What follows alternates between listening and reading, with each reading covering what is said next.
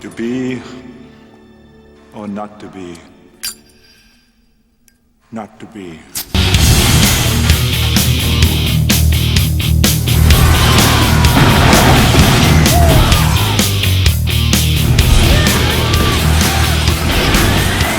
Hey, you want to be a farmer? Here's a couple of acres.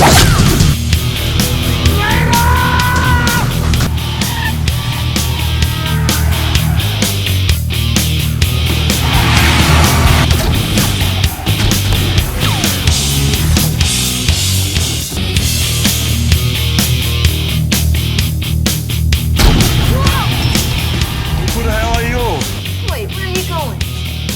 Out back. Don't shoot! Don't touch!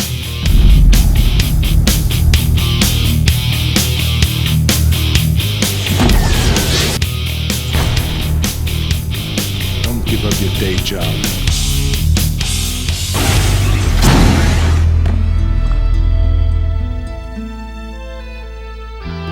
What is this place? Where am I now?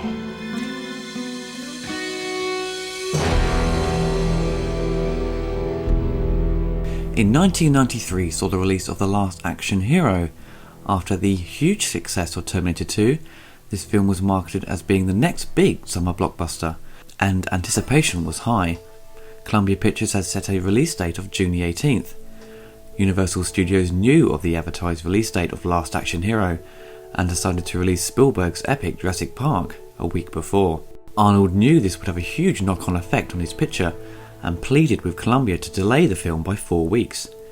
They wouldn't budge and stuck to the original release date. Jurassic Park came out and stormed the box office and became one of the biggest films ever. Down to repeated viewing of Jurassic Park, no one really went out of their way to see Last Action Hero. Rumours had already been surrounding the movie during the last month or two before its release.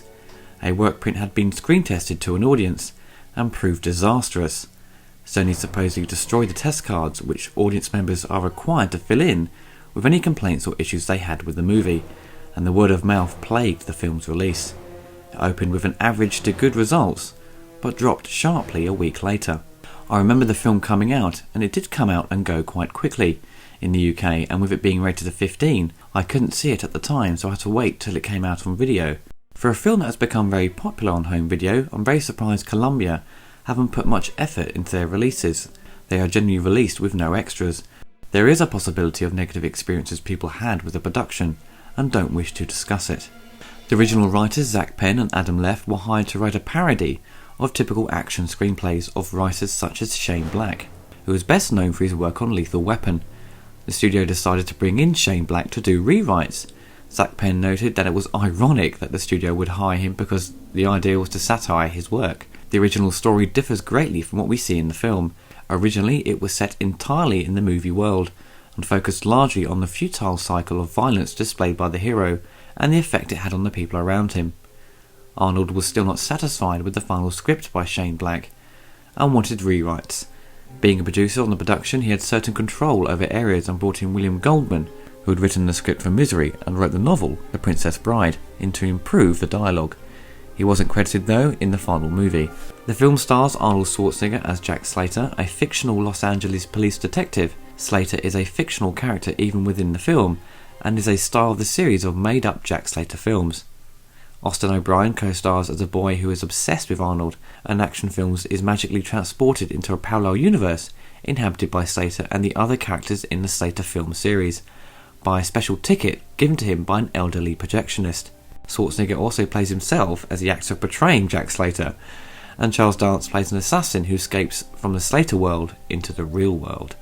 Now, what the film excels at is the comedy. It leans more towards comedy than action, with the whole concept being a satire on the action movie genre. Arnie, I must say, provides some of his best acting throughout the course of the movie, and displays many emotions which people from the general public would probably think he couldn't do.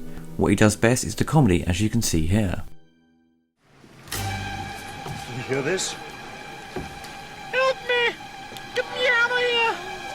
My God! This man's not dead! Hi, is that guy? Cone of phrase. I don't care who does what to your Hershey Highway. And stop shouting! I'm not deaf! The bad guys are in there. You know something? I think you should be wearing this. I don't think I've earned it yet. You don't understand. You just solved the entire case. You just revolutionized the entire history of police training.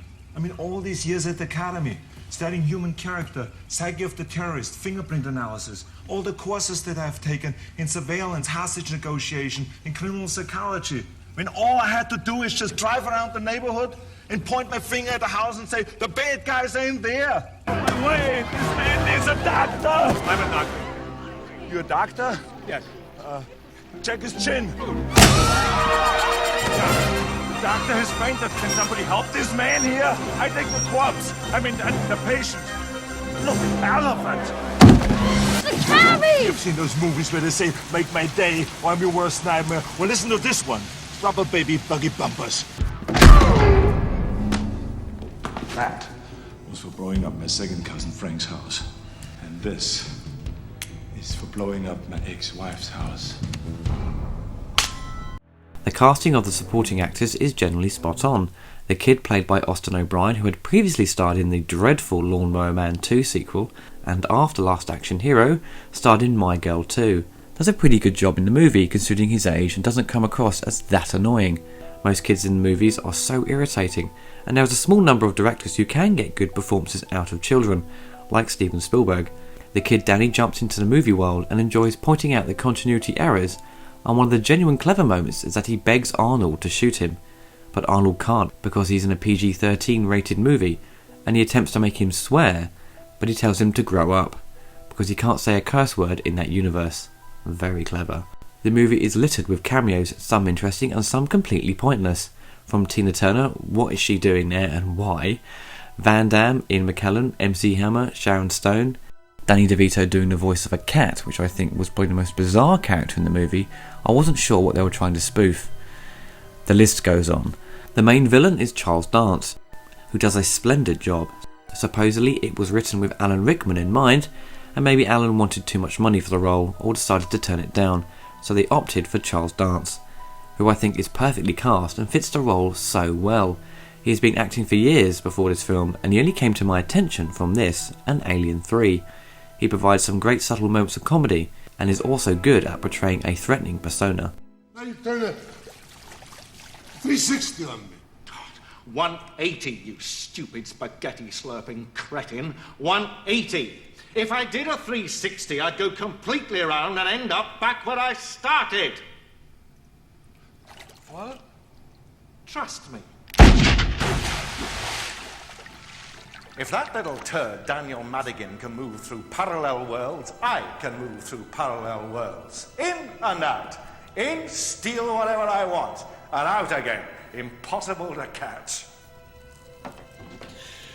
If God was a villain, he'd be me. I'm sorry to bother you. I wonder if you'd help me test a theory. Sure, what can I do for you? Well,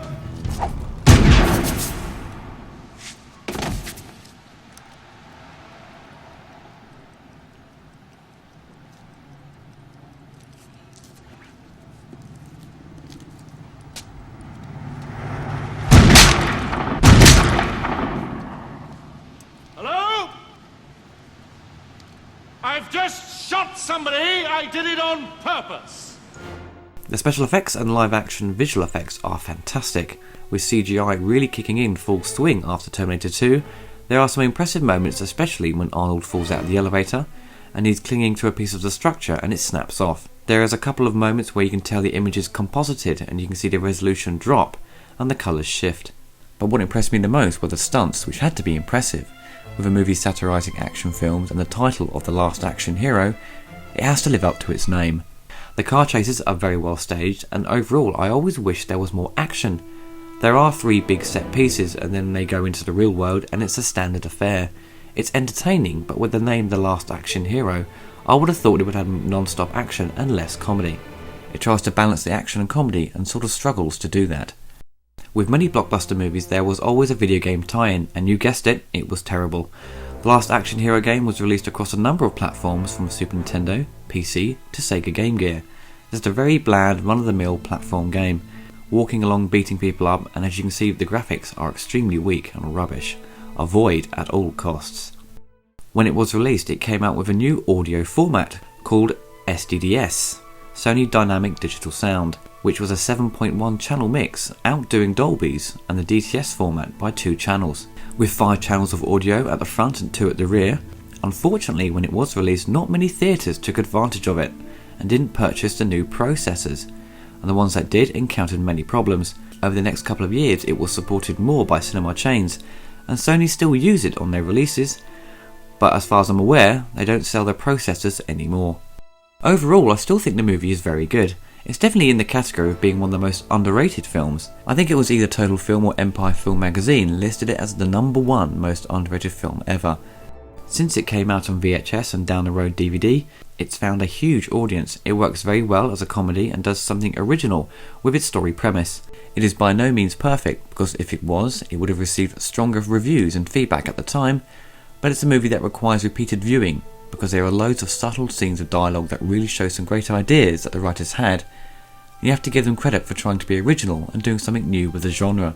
With many movies that get a lot of rewrites and different writers attached, you encounter problems with the overall tone and maybe the narrative of the story. Original ideas are diluted and changed over time, and the movie becomes something else and differs greatly from what they set out to do. I have no real issues with this film. John McTiernan holds the film together very well, and the photography is fantastic. The colour design really stands out, and it looks like a comic book movie in my opinion. The scenes set in the Slater world are the most entertaining, and I wish they stayed there for the majority of the movie.